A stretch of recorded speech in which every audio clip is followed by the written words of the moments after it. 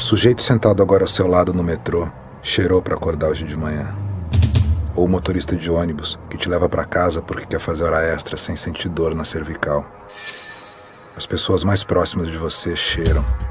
Se não é seu pai ou sua mãe, se não é seu irmão, então é seu filho. Se não é seu filho, é seu chefe, ou a secretária dele, que só cheira aos sábados para se divertir. Se não é seu chefe, é a mulher dele que cheira para ir vivendo. Se não são eles, é o caminhoneiro que faz chegar toneladas de café nos bares da sua cidade e que não conseguiria aguentar todas aquelas horas de estrada sem pó. É a enfermeira que está trocando o catéter do seu avô, para quem o pó deixa tudo mais leve, até mesmo as noites. Se não é ela, é o pintor que está pintando a sala da casa da sua namorada, que começou por curiosidade e depois se viu contraindo dívidas. Quem cheira está ao seu lado. Mas se, pensando bem, você acha que nenhuma dessas pessoas cheira, ou você é incapaz de ver, ou está mentindo. Ou simplesmente, quem cheira é você.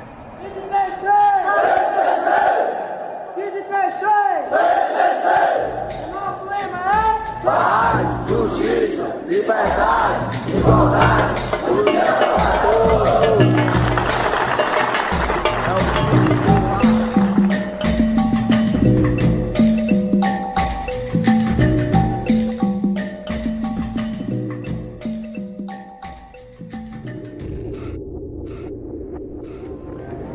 Para um tijolo de cloridrato de cocaína, ele sai da região produtora na Bolívia a $800 o quilo. Na fronteira Brasil-Bolívia está a $2.000. Quando ele chega em São Paulo ou Rio de Janeiro, ele chega entre $8 e $12.000 o quilo. E quando ele é exportado, se ele chega na Europa, ele chega a $50.000 o quilo. Se ele vai para o Líbano, que é um outro mercado secundário mais relevante, chega a $80.000. Que outra mercadoria no mundo que vale $800 o quilo na origem e $80.000 no destino final?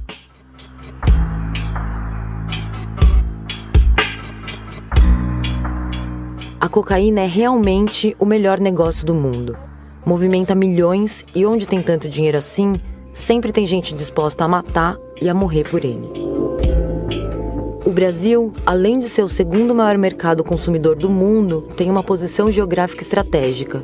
Ele está bem no meio, separando os países que produzem cocaína dos narizes da Europa. Essa rota hoje tem um dono, e esse dono é o PCC.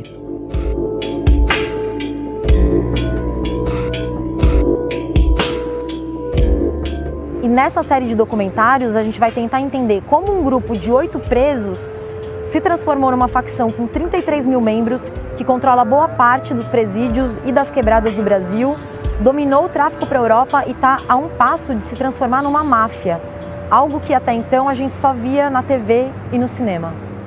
Se Deus é por nós, quem será contra nós? Se Deus é por nós, quem será contra nós?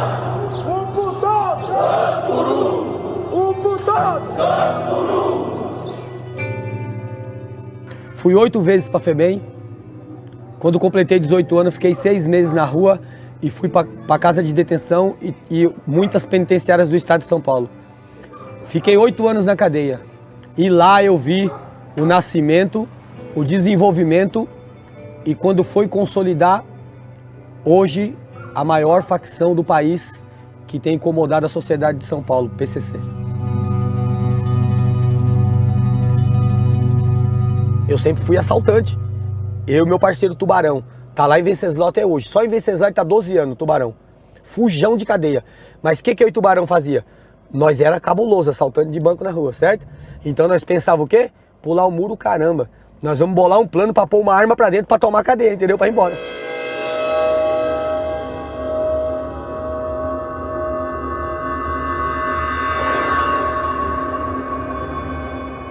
Estive aqui, nesse local onde nós estamos agora, durante muitos anos.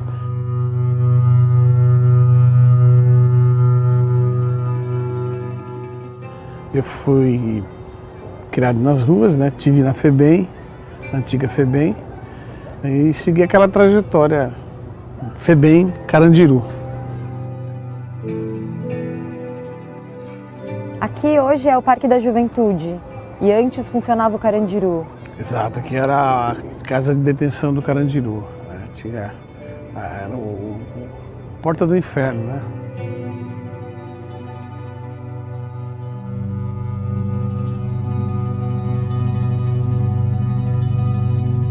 Você viu muita gente sendo morta aqui? Muito. Muita gente sendo assassinada aqui.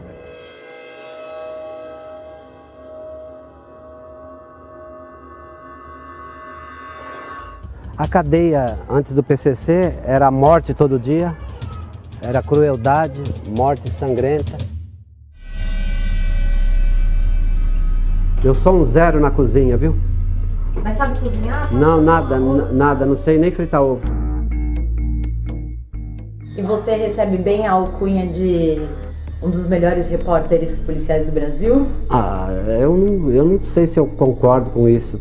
Mas a gente pode dizer que você foi o primeiro repórter a falar sobre o PCC? Sem dúvida, isso, e com certeza, isso sim. Como isso aconteceu? Fazendo várias reportagens na casa de detenção, que era um período muito turbulento. Eu conheci algumas mulheres de preso e como fonte jornalisticamente, e aí eu fui descobrindo que no sistema prisional ele estava bem organizado, um movimento. E dá pra dizer que você viu o nascimento de facções aqui dentro como o PCC? Bom, com certeza. Aqui era a Serpente Negra que dominava, né, antes. O PCC é filho da Serpente, né?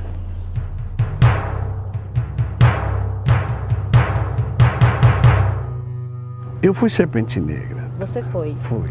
A Serpente Negra era todos aqueles que pensavam, você entendeu?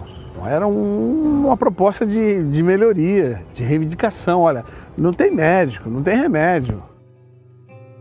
Porque o Estado não cumpria o papel dele, era o primeiro a descumprir a lei de execução penal. Superlotação, falta de atendimento médico, falta de assistência jurídica, tudo isso fortaleceu o crime organizado, que surgiu como um movimento para lutar contra os maus tratos. O massacre do Carandiru foi o estopim disso tudo. Todas as forças policiais de São Paulo vieram matar aqui dentro. Todo mundo. Existe o antes e o depois do massacre. Como você sobreviveu ao massacre? Eu sobrevivi me fingindo de morto. Eu fui baleado, né? E me fingi de morto. Porque virou um rio de sangue isso aí.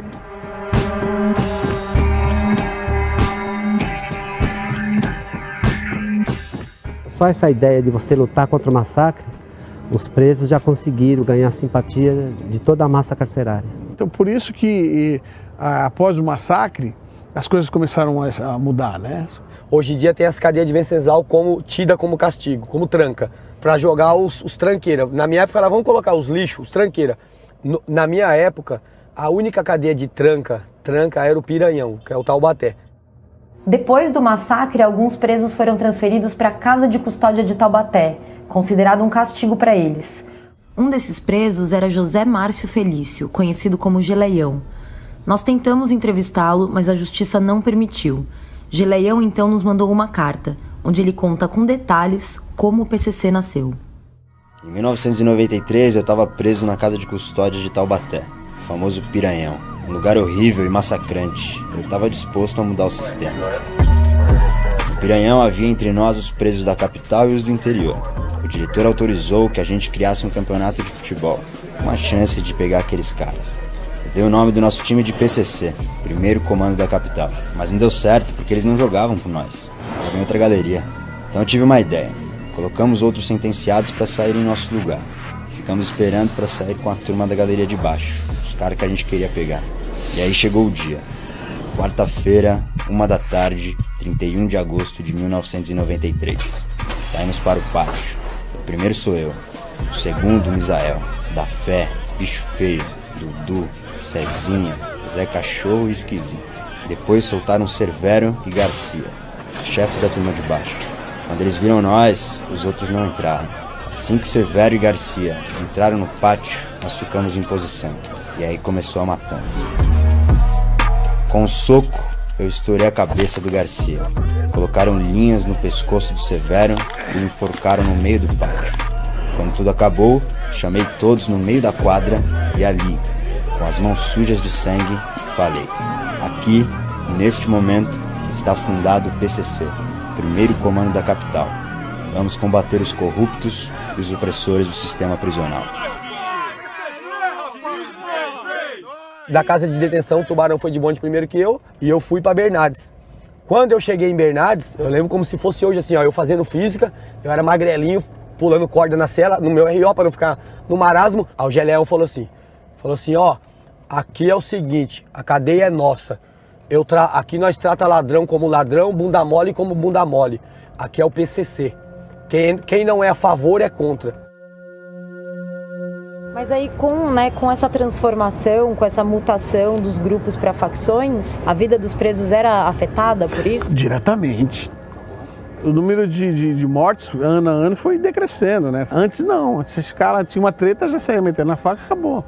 Questão de violência sexual, questão de matança, né? Diminuiu. Acabou. Todo mundo tira a cadeia no mesmo nível de equidade, de igualdade, entendeu? Eu tava na visita, eu tava com a minha mãe andando no pátio e meu irmão tava assim. E quando eu vi, ele tava perto do Geleão. O Geleão, ó, eu nunca vi isso. Ele era o único cara que eu vi fazer física. Ele colocava 2 caras nas costas dele, um de costa pro outro assim, ó. E ele ficava fazendo flexão assim, conversando. A voz do Geleão assim, ó. Você é irmão do Cascão? Cascão é forgado, hein? Falou, Cascão é forgado. Aí meu irmão falou assim, ó. Que falou pra ele assim, ele é forgado? Você resolve com ele aí dia de semana. Eu fui em Taubaté para tentar entrevistar o diretor. E quem que era o diretor? José Ismael Pedrosa, o mesmo do massacre do Carandiru. Ele era o diretor da Casa de Custódia de Taubaté. E eles nutriam um ódio muito grande do Pedrosa, tanto que depois que ele se aposentou, ele foi executado a mando da quadrilha. Segundo a polícia, ele foi perseguido por 3 carros. Tentou escapar dando ré. Ele foi executado com 10 tiros. O que diz o estatuto? Por que eles vieram? Tem 2 artigos. O primeiro, vieram para vingar os mortos do massacre do Carandiru. O PCC é resultado direto do massacre do Carandiru. Segundo, vieram para mostrar que o inimigo é o Estado. E que o inimigo não é o outro preso, é o Estado. Então o PCC ele sabe crescer no pós-Carandiru, né? Nesse divisor de águas político e que deu para eles um discurso muito importante, né? Para dominar o crime e apavorar o sistema, o PCC teve que mostrar muita força nos primeiros anos. Para isso, eles usaram muita violência dentro dos presídios, aniquilando grupos rivais e também fora da cadeia, matando juízes, promotores e agentes penitenciários. Historicamente, São Paulo nunca tinha tido um juiz morto assim. Então isso foi um tranco para o crime e para nós, sociedade. O Machadinho era cabuloso. Pensa num juiz que todo mundo gelava na dele. Cabuloso, não gelar assim, eu tenho medo. Não, gelar que eu falo porque ele é o juiz, sua liberdade está na mão dele. Ele era juiz normal, e juiz corregedor e juiz da execução. Então ele mandava nas cadeias de Venceslau, na cadeia de Presidente Bernardes e cadeia de Prudente. Na cadeia dele, os funcionários davam tapa na cara de ladrão. Então você podia gritar, sua família denunciar, não dava nada. Por quê? Porque aonde que as denúncias chegavam era na mão de quem? Dele. Ele era o juiz da jurisdição de lá. Imagina, só ladrão 1000 grau na rua, que não mexe com ninguém tomando tapa na cara. Uma hora mexeu com a moral de alguém. Os caras mexiam com moral.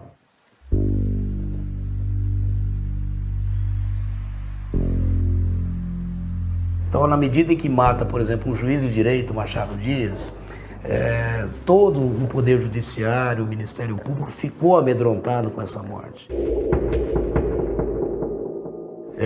Desde 2006 eu atuo especificamente à frente de núcleo de combate ao crime organizado, ao GAECO, aqui de Presidente Prudente. Depois de alguns processos que eu presidi, houve uma uma série de ameaças gravíssimas, né, envolvendo a minha segurança pessoal. Então tudo isso realmente causou e tem causado um transtorno familiar e pessoal muito grande. Me lembro que no começo do PCC, nos anos 90, todos os secretários de segurança de São Paulo na época negavam a existência do PCC, diziam que aquilo era uma ficção, era fantasia de jornalista, não existe PCC. Né? Não se combateu o PCC como se devia ter combatido quando ele era pequeno ainda, ele era incipiente no sistema carcerário paulista. O PCC é um sentimento. E antes de ser uma facção, de ser um movimento político partidário contra o Estado Democrático de Direito, ele é um sentimento de ser humano. E eles não combateram por quê? Porque sentimento é igual a palavra, ela não volta vazia. Depois que você solta ela, alguém vai se identificar. Por que todas as facções criminosas, nenhuma nasceu na rua? Eu não conheço nenhuma que nasceu na rua. Todas nasceram dentro do presídio e o preso está sob a tutela de quem? Do Estado. O PCC começa em 93 com 6 prisioneiros. E o PCC hoje tem 33 mil afiliados, de 6 para 33 mil, sendo que só em São Paulo tem 8 mil. E quando teve a primeira mega rebelião, 29 penitenciários de São Paulo, fora as delegacias e cadeias públicas, aí eles não tinham como assumir, porque aí as imagens das TV mostraram as faixas, PCC, não sei o quê. Aí o mundo viu, não foi o Josmar, não foi a Fátima Souza. O PCC mostrou a cara na mega rebelião de 2001, mas o pior ainda estava por vir. Em maio de 2006, o Partido do Crime declarou guerra e bateu de frente com a polícia. A cidade de São Paulo nunca mais foi a mesma depois disso.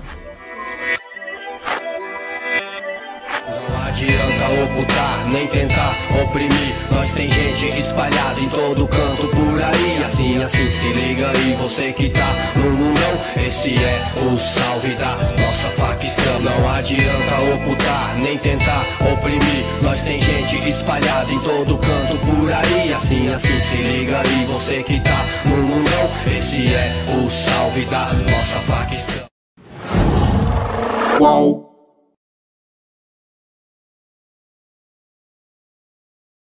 Marcos William, tá me ouvindo bem? Tô ouvindo perfeitamente. O senhor também é conhecido como Marcola? Sou. Playboy? Sim. Narigudo? Não. Magrelo? 40? Não. Bonitão? Não.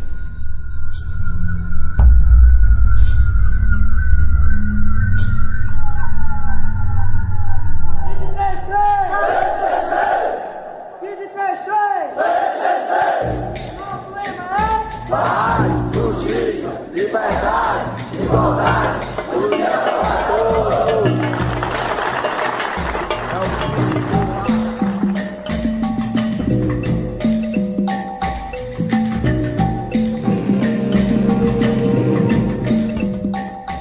Marcos, bom dia. Você faz parte do PCC? Não. É integrante do PCC? Não? Não. Na verdade, o Marcola, no começo do PCC, ele tinha um posicionamento secundário. Em 2002, eu estava no sistema penitenciário, eu era tipo um inimigo desses líderes do PCC, só que eu, como era um dos considerados na época, um dos maiores assaltantes de banco do estado de São Paulo, esses presos, eles eram obrigados a conviver comigo sem fazer mal a mim.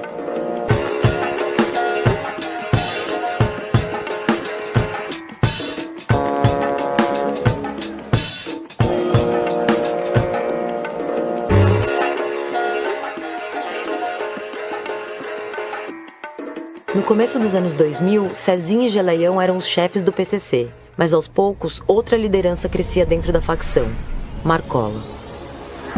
Cezinha e Geleião queriam cometer atos terroristas para pressionar as autoridades, como colocar uma bomba no prédio da Bolsa de Valores de São Paulo. Marcola era contra e via no PCC uma oportunidade de negócios lucrativos. O conflito entre os chefes era uma questão de tempo. Desconfiados de que Marcola passava informações à polícia, Cezinha e Geleião mandaram matar a ex-mulher do inimigo, a advogada Ana Olivato. Quando Ana foi assassinada, a massa carcerária ficou ao lado de Marcola e expulsou Cezinha e Geleião do PCC. Cezinha foi morto anos depois. Geleião está preso, isolado no interior de São Paulo. Com o Caminho Livre, Marcola se tornou o chefe do PCC e a facção se transformou na maior organização criminosa do país. A morte da mulher do Marcos foi o estopim, entendeu? Tipo, foi um motivo para ser a gota d'água. Tipo, falar, mano, quer saber? Chega. Até onde vai parar, entendeu? A maneira deles agir era de opressão mesmo. Tipo, se não fizesse, se você demonstrasse que era contra o pensamento deles, você já era um cadáver ambulante. Igual eu virei cadáver ambulante na cadeia. Pelo que se conhece do Marcola, ele é uma pessoa muito fria e muitíssimo inteligente. E é ele que imprime essa marca do PCC. O PCC hoje é muito a cara do Marcola. Ele reformulou, depois que ele atingiu essa liderança, ele reformulou completamente a estrutura da organização. Antes dele você tinha crimes pontuais, sem um foco determinado. Depois dele, o PCC virou tráfico. Ele profissionalizou, entre aspas, a ação da organização. Então, hoje eu vejo que o PCC, quando nasceu, ele era mais político do que hoje. Porque ele estava brigando para derrubar uma parte do Estado, que era qual? O braço da opressão. Com a reformulação do PCC, com as novas lideranças, que eu não gosto de citar nome porque você não sabe se o cara é, a sociedade fala que ele é, não é? Todo mundo sabe de quem a gente está falando, né? Mas com a nova formação, o PCC virou, além de político, virou um mercado financeiro comum. Isso foi trazido pelos irmãos italianos. Então, trouxeram aquela visão da máfia, né? Quando eu em contato com essas mulheres, teve uma delas, a mulher do Sombra, ela me deu um pacote de cartas. É um acervo impressionante. 2 cartões postais lá de dois presos desse grupo mafioso que ficaram presos em São Paulo, em Taubaté. E esses cartões eram para um dos fundadores do PCC, que era o Misael. Justamente o cara que escreveu todos os artigos, escreveu o estatuto do PCC. Eles trouxeram esse ar quase empresarial de como deveria funcionar uma facção. Porque lá funcionava desse jeito. Você vê que eles lá estão milênios, né? Assim, desde o Império Romano que eles sobrevivem lá, né? As máfias do pessoal. E eles já tinham um know-how, né? Eles já tinham toda uma estrutura, porque eles eram da máfia italiana. E aí eles deram ideia para a criação do estatuto, né? Teve um outro preso também, Norambuena, que vocês já ouviram falar, que sequestrou o Osto Oliveto, que ele era do MIR, um movimento chileno revolucionário, né? Também fez vários ensinamentos para os presos. Um grupo que sequestrou o empresário Abílio Diniz, no final dos anos 80, ficou preso na penitenciária do Estado. Teve contato com esses presos também. E finalmente o empresário Abílio Diniz. Muita felicidade aqui, muito aclamado por todo mundo. E aí eles foram ensinando os presos como sequestrar, sabe? Como fazer um assalto bem sucedido, como criar um sistema de comunicação. O auxiliar técnico da TV Globo, Alexandre Calado, sequestrado hoje de manhã junto com o repórter Guilherme Portanova, acaba de ser libertado.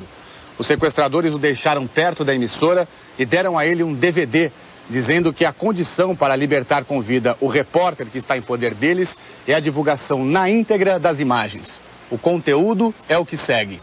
Como integrante do primeiro comando da capital PCC, venho pelo único meio encontrado por nós para transmitir um comunicado para a sociedade e os governantes. Queremos um sistema carcerário com condições humanas, não um sistema falido, desumano no qual sofremos inúmeras humilhações e espancamentos. Não estamos pedindo nada mais do que está dentro da lei. Nós era contra bater nos outros, tudo, entendeu? Ninguém bate em ninguém. Ó, Truta, a fita é o seguinte, o cara é pilantra, o cara é cagueta, o cara é estrupador, não vai matar o cara não, então manda o cara pro seguro. Não tinha nem que relar a mão. Nós tinha a filosofia de que quem bate nos outros cria cobra. Quando essas pessoas saíram da cadeia e foram para as ruas, voltaram para as ruas, elas estabeleceram os mesmos princípios lá. Ó, tem que acabar com esse negócio de ficar todo mundo se matando. Por quê? Porque se não tiver roubo dentro da comunidade, a polícia não vai estar perturbando. E a polícia não esteja perturbando, todo mundo está tranquilo. Se tem um problema, o PCC mesmo resolve. O PCC veio com a teoria de que não morre ninguém sem trocar uma ideia. Entendeu? Aí eles... Com essa daí eles ganharam... Débito, quanto, amiga? Para você matar alguém, você tem que pedir autorização. Aqui mesmo, nesse bairro aqui, tá? Então, se alguém rouba um celular aqui, ele vai ser punido, sabe? Tem umas certas ordens na quebrada. E você que é de uma facção criminosa, você nunca pode tomar uma decisão isolada. O que é uma decisão isolada?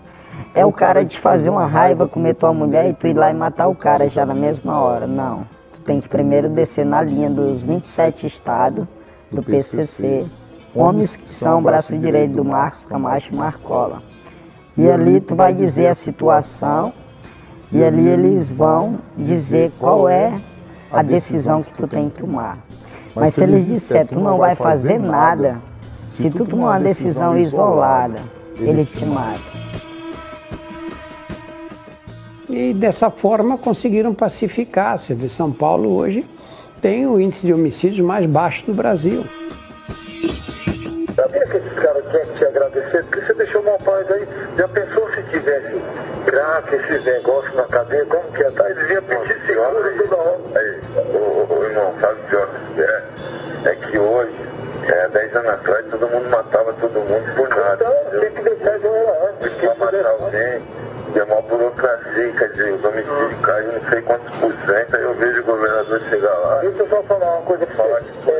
A estatística aí, ó, tá falando que a criminalidade diminuiu em São Paulo, os homicídios caiu, mas não foi eles, foi o pessoal que causou isso aí. Mas quem entra a polícia, outra coisa.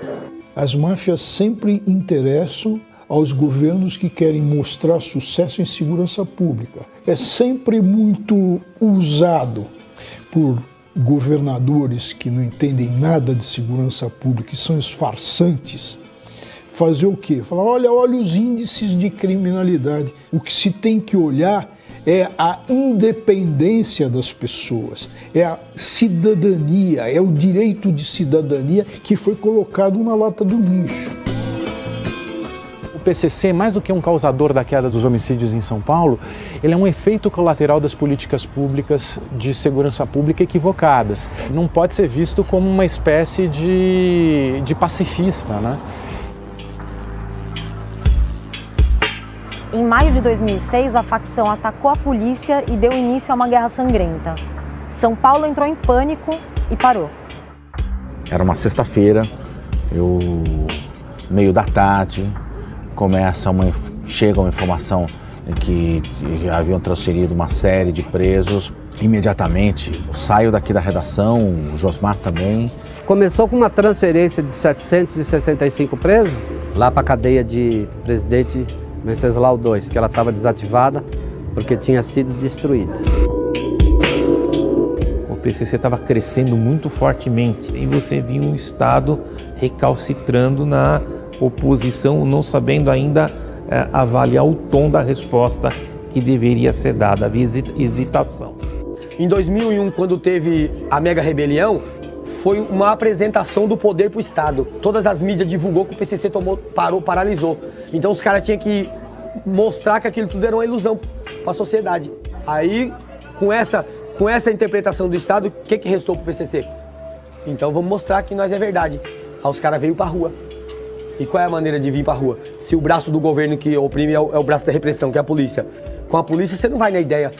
Então qual é a maneira de afrontar o Estado? É só com o quê? Com arma. Na época foi a maior demonstração de força, não só do PCC, mas no Brasil, do crime organizado.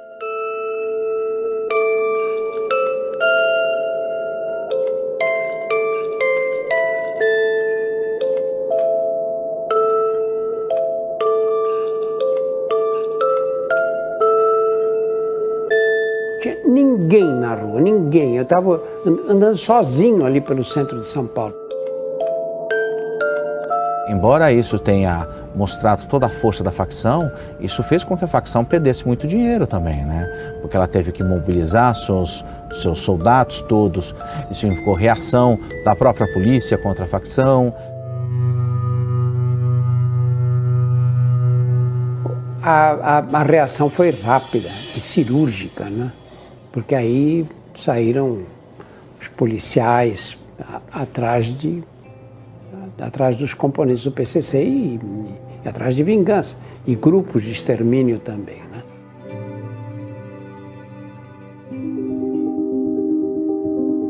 Eu recebo um telefonema de um policial para me avisar para as pessoas de bens, para quem estivesse na rua era inimigo da polícia. E ele falou, avisa para as pessoas de bem, não para lixo, porque vai ter toque de recolher, o toque de recolher, quem estiver na rua era inimigo da polícia. Ele me ligava de manhã e de noite, por volta das 11h30 da noite, matava o meu filho.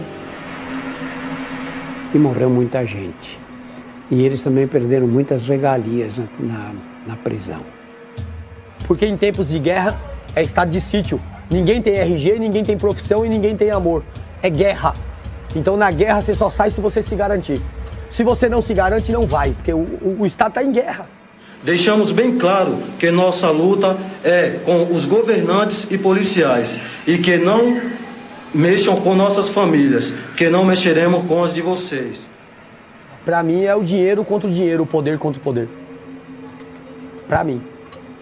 É um poder destituído de legalidade e um poder instituído. Poder é um espaço que não fica vazio, né? Quando o Estado não ocupa esse espaço, vai ser ocupado por outras pessoas. Não adianta ocultar, nem tentar oprimir. Nós tem gente espalhada em todo canto por aí. Assim, se liga aí, você que tá no mundão. Esse é o salve da nossa facção. Não adianta ocultar, nem tentar oprimir. Nós tem gente espalhada em todo canto por aí. Assim, se liga aí, você que tá no mundão. Esse é o salve da nossa facção. Qual?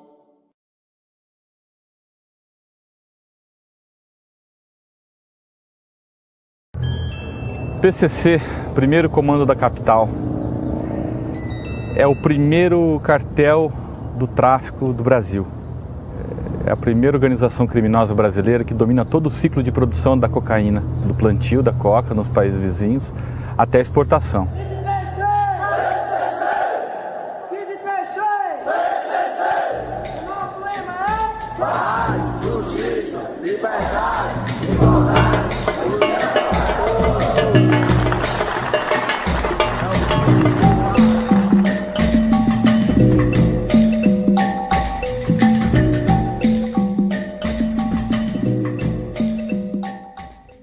Antes do Marcola, o PCC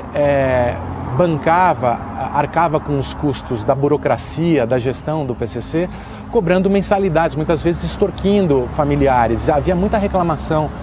Quando o Marcola assume, ele percebe, e o grupo do Marcola percebem que o tráfico de drogas pode ser a principal fonte de receita para sustentar essa máquina burocrática do PCC, de agência reguladora do mercado criminal, né?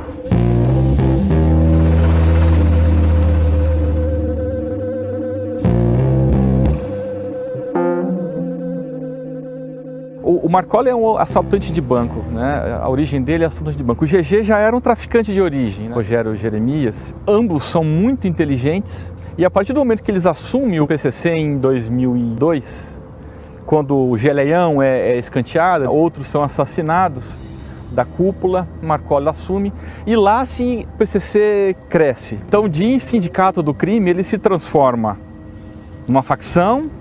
E um cartel é uma expansão da facção, é uma organização que domina todo o ciclo de produção do crime que ela atua, no caso do tráfico.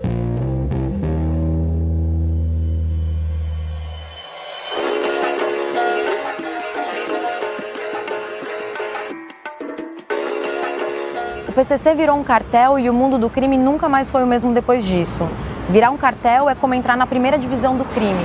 É ver o Marcola entrar em campo no mesmo jogo que o Pablo Escobar e o El Chapo jogavam. É um nível de organização, é um nível de poder sem precedentes na história do Brasil. Mas, obviamente, chegar nesse ponto não foi fácil e teve muito obstáculo. Nesse episódio da série, a gente vai tentar entender como tudo isso aconteceu.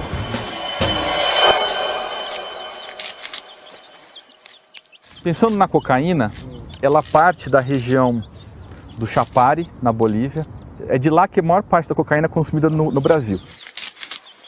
Uma região de selva boliviana, e lá se cultiva uma variedade da folha da coca. Ela é mais dura e não é tão aveludada, então os bolivianos não gostam muito de mascar essa folha, porque ela agride um pouco mais a boca. Você masca, ela queima. Isso fez com que a produção de cocaína deles se tornasse cada vez mais rentável, cada vez mais uma produtividade muito alta. Qual era o objetivo deles? O objetivo deles era, os bolivianos, acessar os portos brasileiros, porque o mercado boliviano é o mercado europeu e norte-africano. Os bolivianos têm a cocaína que o mundo inteiro quer cheirar, mas isso não adianta nada se eles não conseguem levar essa droga até os consumidores.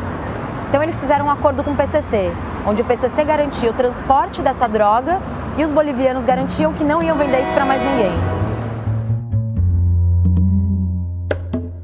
Hoje o Porto de Santos é dominado pelo PCC, a própria Polícia Federal afirma isso categoricamente.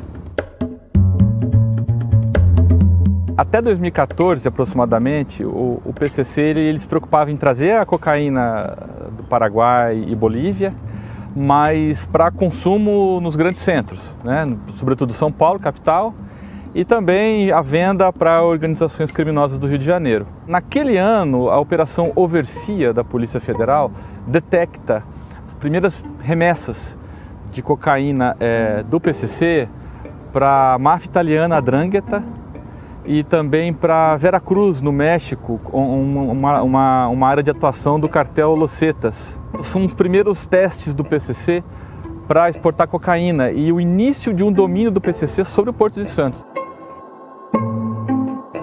O PCC conseguiu dominar a produção de cocaína e o Porto de Santos. Até aí tudo parecia perfeito para estabelecer a rota da droga da Bolívia até a Europa. Só que ainda tinha um obstáculo muito difícil a ser superado.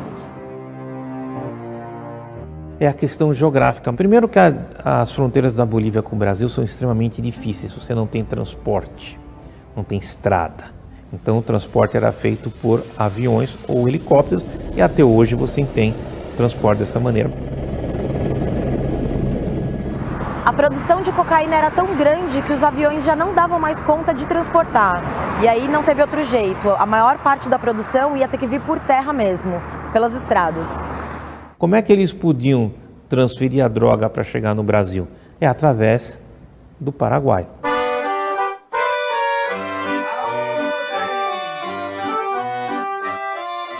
Quem primeiro entra nessa região de Ponta Porã, Pedro Juan Caballero, é o Comando Vermelho pelo Fernandinho Beiramar. Isso a gente está falando em fim dos anos 90 ainda. Depois ele é preso, enfim, ele perde poder e o PCC passa a colocar mais integrantes naquela área de fronteira e passa a tentar dominar aquela região.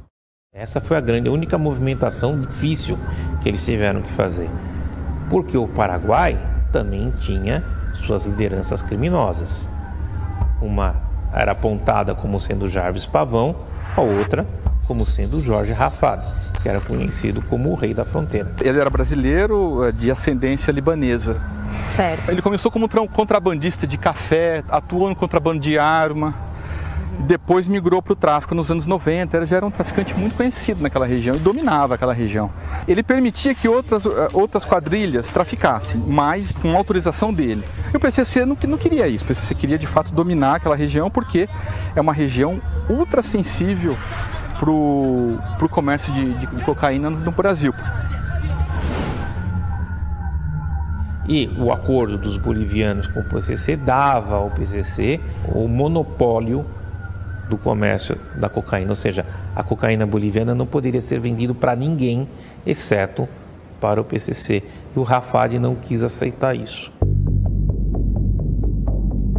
Na calada da noite em Pedro Juan Caballero, Jorge Rafatumani, ele sai da empresa dele escoltado. Em um cruzamento de Pedro Juan, ele ultrapassa o segurança dele que vinha numa caminhonete à frente, ele com uma Hammer blindada, vem a Toyota comandada pelo PCC, cruza com a caminhonete do Jorge Rafá e da janela dezenas porque a blindagem da Hammer não é suficiente para segurar uma bala de uma .50 que é mais ou menos desse comprimento, né? E com a morte do Rafadi, eles solidificam a rota e se tornam, a partir daí, efetivamente um cartel.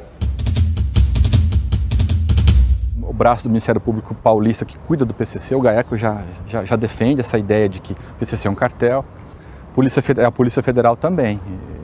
Há indícios muito fortes, inclusive de comunicação do PCC com organizações criminosas da Europa. Alguns clãs da Sérvia, o clã Sarite, que é um clã que surgiu da guerra da Bósnia lá atrás e que depois migrou para o crime comum, tem uma parceria entre o PCC e o clã Sarite para exportar cocaína, né? A 'Ndrangheta, que trabalha muito com o tráfico de cocaína, que é no sul da Itália. Senz'altro esistono molte evidenze di una relazione tra la 'Ndrangheta calabrese, che opera ormai sullo scenario mondiale, quale elemento di collegamento rispetto ai narcotrafficanti del Sud America, perché molte spedizioni via mare di cocaina partono proprio dai porti brasiliani, in particolare dal porto di Recife, dal porto di Santos, molte navi che compiono un percorso definito per i container, poi spesso sbarcano a Gioia Tauro, che è uno dei più grandi porti del Mediterraneo, che è sostanzialmente controllato dalla 'Ndrangheta. Eu acho que o PCC caminha para sofisticar mais os seus negócios, para investir mais em um setor que o PCC ainda é pobre como organização criminosa, que é a lavagem de dinheiro. O PCC hoje é uma autêntica organização criminosa, né? E a lavagem de dinheiro do PCC ela ainda é embrionária, né? Mas isso tende a acabar. É que os presos da Lava Jato, por exemplo, aqueles operadores de crimes financeiros, esses presos já estão sendo condenados em segunda instância. Isso quer dizer o quê, né? Daqui a pouco eles já vão se tornar réus comuns. Ainda que portadores de diploma universitário, eles vão parar nas principais penitenciárias desse país. Inevitavelmente, esse pessoal vai ter contato com criminosos comuns, como o PCC, por exemplo, Comando Vermelho e outros. Eu acho que falta isso ao PCC para se tornar uma organização mafiosa. Eu não vejo assim que o PCC possa virar uma máfia italiana. Eu acho que, claro, se misturar com os doleiros, com os operadores do dinheiro da Lava Jato, vai dar um upgrade enorme, né? Mas eu acho que a nossa máfia italiana são as milícias. O traficante da quebrada, ele é o nosso bode expiatório. As pessoas têm medo do traficante, não apenas em São Paulo, como no Rio de Janeiro. Você imagina um vereador ou um deputado estadual ou federal defendendo a proposta de um grupo de tráfico? Não existe essa possibilidade. Então, essa capacidade de entrar nas instituições do Estado e de ganhar poder político, eles não têm. Quem tem são os policiais. E criando um novo modelo de negócio, alugando espaços para venda de drogas, vendendo gatunete, agindo no transporte coletivo e infiltrada no Estado, elegendo pessoas, elegendo bancadas enormes. As milícias, elas vendem a ideia da ordem, que é o que muita gente quer em qualquer lugar. Então me preocupa muito mais as milícias do que o PCC. Nós temos aí muitas operações para serem deflagradas, todas mirando a descapitalização patrimonial, a lavagem de dinheiro e o sequestro de bens do crime organizado. A droga é o caminho para se chegar ao dinheiro. O nosso objetivo é seguir o dinheiro. A gente vive o encarceramento em massa. Qualquer apreensão mínima de droga, a pessoa vai para a prisão. Isso acaba fortalecendo? Quanto mais gente a gente prende, mais gente está trabalhando para o PCC? Exatamente. De fato, a gente está vivendo aí um dilema. As prisões viraram escritórios onde eles conseguem costurar redes e conseguem fortalecer os chefes. Então, você praticamente, com esse aprisionamento maluco do jeito que nós fazemos, destrambelhado completamente, nós jogamos esses meninos na mão do PCC.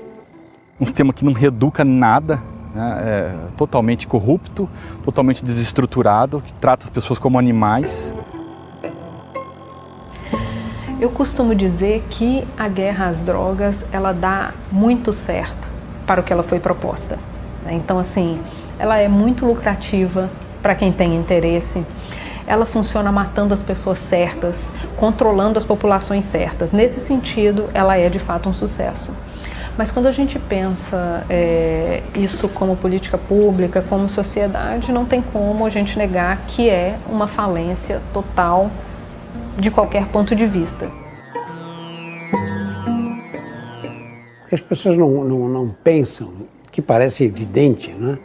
É que aquela gente que a gente está trancando nas cadeias não vai passar o resto da vida trancado. Eles voltam para a rua. Um país que não sabe tomar conta de preso. Delegacias que não têm papel higiênico. Delegados que trabalham ali sem impressora. Presos que ficam em viatura porque não tem vaga. Você acha que um país desse tem condições de combater o crime organizado? Eu vou mais além. Um país onde a escola pública faliu, você acha que tem condições de combater o crime organizado? É difícil.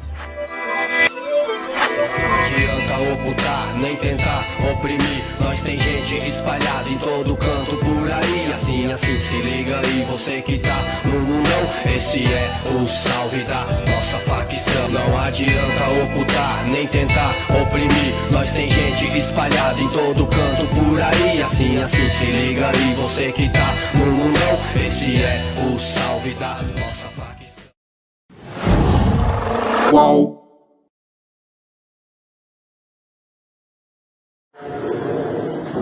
Então, aqui é mais um vídeo postado diretamente de Alcaçuz, dentro do PV4 aqui, tomado pelo primeiro comando da capital. Ali, ó, foi a polícia que deu a eles ali, ó, o PV3, tá ligado? Aí, ó, pessoal, aí, ó, churrasco de PCC, ó, churrasco, ó. Pegamos eles. Depois da visita, não.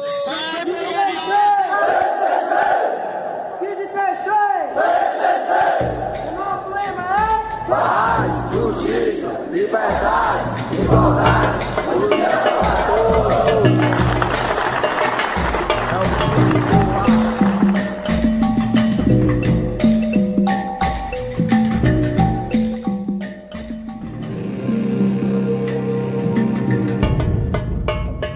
Aqui é só o vídeo real aqui, tá ligado? Primeiro comando da capital. Caindo só de bolão sangue ali, escorrendo ali, ó. É o açougue aqui, tá ligado? Nós transformamos no açougue.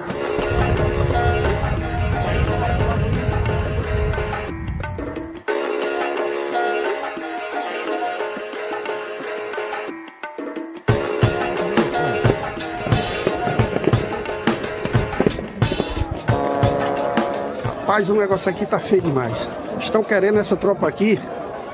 Essa daqui é do RN e essa dali é do PCC. Eles querem se enfrentar. E a Polícia Militar está no meio aqui, porque de um lado tem 400 e pouco, que é do sindicato. Do outro lado tem quase 600, que é do PCC. Como a gente viu no episódio anterior, o PCC cresceu. E de uma facção criminosa de cadeia, ele se tornou um cartel, que é algo muito maior. Com essa transição, eles acabaram balançando toda a estrutura do tráfico de drogas que existia no Brasil. Como haviam também outros projetos de poder dentro da criminalidade, a resistência foi pesada. É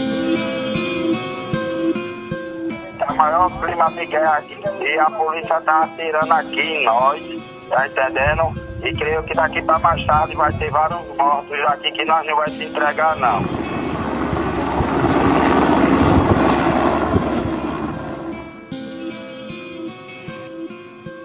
O PCC conseguiu afirmar o seu monopólio de uma região muito importante economicamente, que é o estado de São Paulo. Mas ele sempre teve essa pretensão de exercer um domínio completo sobre o país, de pacificar o crime, porque qualquer tipo de guerra no crime significa prejuízo. Aqui é o CVRL, FDN, Sindicato do Crime, GDE, tá ali os PCC ali, ó, tudo acuado ali com medo. Eles podem ter condição, até mais que nós. Mas aqui nós somos raçudos, nós não é comprado não.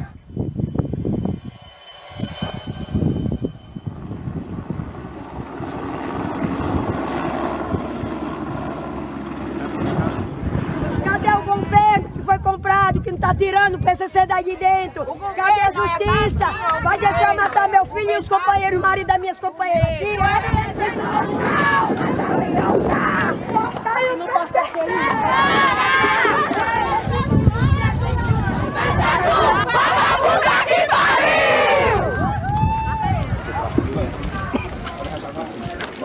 O PCC pode ser visto como uma organização muito centralizada, centralizadora. Em vez do crime ajudar o crime, passa a ser criminosos dominando outros criminosos.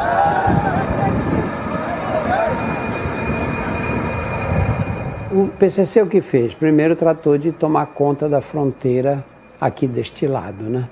A maconha que vem do Paraguai, a Bolívia ali, e eles realmente conseguiram tomar conta desse lado.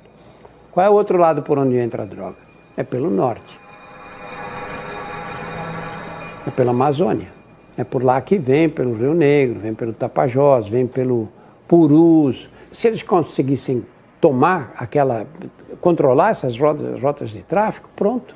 E é isso que tem dado essas guerras com o pessoal do norte.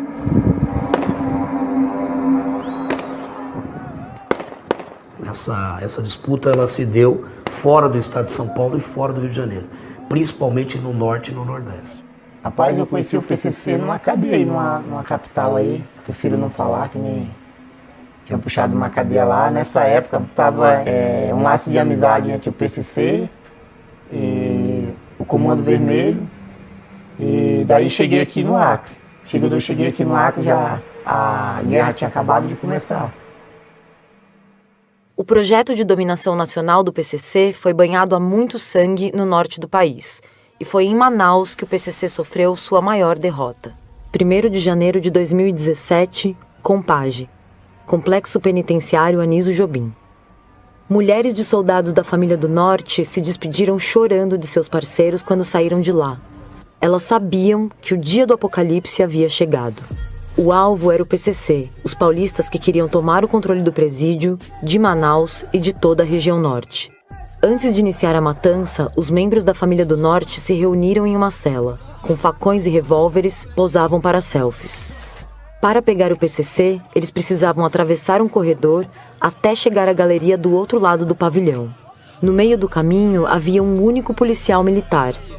Ele tentou resistir, mas foi rapidamente dominado. As celas do PCC foram atacadas com fogo. Os inimigos mortos a tiros ou degolados. Seus corpos foram esquartejados e queimados. O PCC havia perdido a primeira batalha da guerra entre facções no Brasil. 2016 é um ano que marca um racha entre as duas facções e elas se tornam inimigas. O PCC retalhou e matou integrantes do Comando Vermelho que estavam em outros presídios. Desde então, a matança não parou mais. A última delas foi o massacre do Pará, quando 61 presos do Comando Vermelho foram mortos por uma facção aliada ao PCC. E em algum momento o PCC e o Comando Vermelho fizeram algum tipo de acordo? Sim, eles atuaram juntos durante muito tempo. O PCC fornecia muita droga para o Comando Vermelho aqui no Rio. E isso perdurou durante 15 anos, basicamente até 2016. E quando a gente chega ali em 2016 a gente estremece não só a aliança CV-PCC, a gente estremece as alianças do tabuleiro inteiro do tráfico no país. Então você vê esse desdobramento em vários estados que refletem em facções menores. O pessoal fala do bonde dos 13, do estado do Acre era tudo do bonde. É 13. Desse jeito mesmo, aqui é bonde dos 13, pô. É bonde dos 13, é nós. A nossa guerra é com os bandidos CV. E aí o CV ele mandou 80 caras de Mato Grosso do Sul. Como um bonde ele não tinha estabilidade e estrutura para bater de frente, nem com CV, nem com PCC, ele resolveu o quê? Se alinhar com o PCC. PCC apadrinhou todos do bonde. Quem segura o bonde dos 13 no estado do Acre é o PCC. Eles que arcam com arma, dinheiro, droga, com tudo. Olha, a briga ela é simplesmente por tomada de território para tráfico, né? Então, por exemplo, no Mato Grosso, né, onde começou esse conflito, no Amazonas, no Acre, integrantes do Comando Vermelho não queriam mais que o PCC batizasse integrantes dentro daquele estado.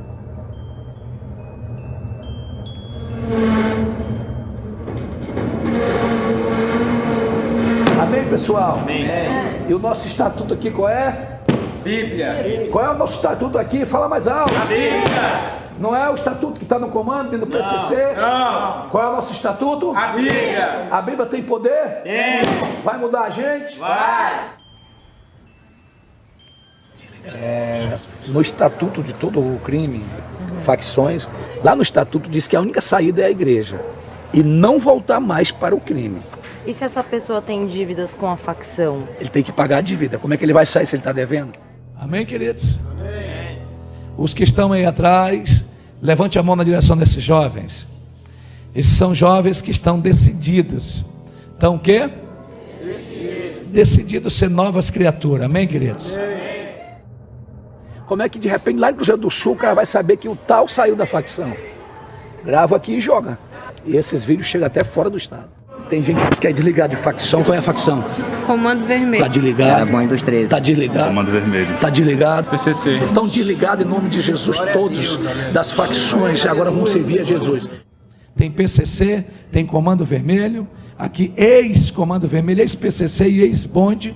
Esse é o projeto Paz pro Acre. Vocês vão levantar a mão pro alto, vocês um pouco aí atrás. A vida é melhor hoje? Muito. Tem nem comparação a vida de hoje com a vida de antes. Eu era Comando Vermelho. E eu PCC. Nós somos cunhados. É uma coisa que constrangia muita gente, é porque eu não podia andar na casa dele e ele não podia andar na minha casa, porque os outros integrantes soubessem de uma coisa dessa, era considerado como traição. Aquilo ali, eu pensava que era bom, eu tinha orgulho de ser PCC, eu tinha. Mas hoje, eu tenho orgulho de ser crente hoje. E não tenho medo hoje de falar de Deus pra ninguém não, porque eu não tinha medo de botar uma arma na cintura e meter na cara de um. O que eles querem é assim, saiu. Grava o vídeo, joga o vídeo, chega em todos os lugares, até fora do estado. Sua senha, seu artigo, seu vulgo, qual é a facção. Se tem arma, tem que devolver pro conselho. Se tem colete, tudo tem que devolver, tem que sair tranquilo. A guerra só vai acabar quando o PCC acabar. Sair de dentro de Alcaçuz. O PCC enfrenta resistências regionais, né? Existem outros projetos de poder, vamos dizer assim, dentro da criminalidade, além daquele do PCC. Mas o PCC, ele tem interesse em território?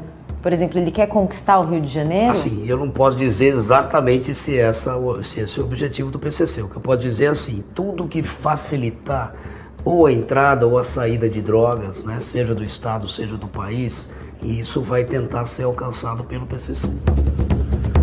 Mas eu posso dizer que o PCC já está atuando de maneira muito ainda tímida no Rio de Janeiro, mas atua. Porque o PCC fez um acordo, né, primeiro com o NEM da Rocinha, e o PCC está na Rocinha, não está dominando a Rocinha, mas tem integrantes do PCC lá fazendo o tráfico. Uma troca de favores. O PCC forneceu em determinado momento armamento e até drogas, né, para o TCP, para o NEM da Rocinha, e em troca disso permite que o PCC também, alguns integrantes, possam estar traficando lá dentro. Eu entrevistei um cara que era do comando e que era das antigas, e eu estava perguntando o que acontece, o que está acontecendo, que está tendo toda essa movimentação e tudo. Ele falou, olha, está entrando muita gente nova. E essa molecada, parece que eles não leram o estatuto, eles não entendem o que são as regras. Então eles são mais desrespeitosos, mais violentos, eles honram menos os compromissos e são incontroláveis. Dostoiévski falava que a melhor maneira de você conhecer o grau de civilização de um povo é visitar suas prisões. E obviamente que se a gente olhar para as nossas prisões hoje, dá para perceber que a gente está muito atrasado. E isso tudo não acontece do nada. São anos de descaso, de incompetência, de demagogia que agravam o problema. Eu te amo! Basta ali ele, Javi! Pare de gritar! 30% dos presos no Brasil estão atrás das grades por crimes de drogas, sendo que a maioria deles é de jovens, de primários e que foram flagrados com menos de 60 gramas de entorpecente. Nós prendemos muito e prendemos mal.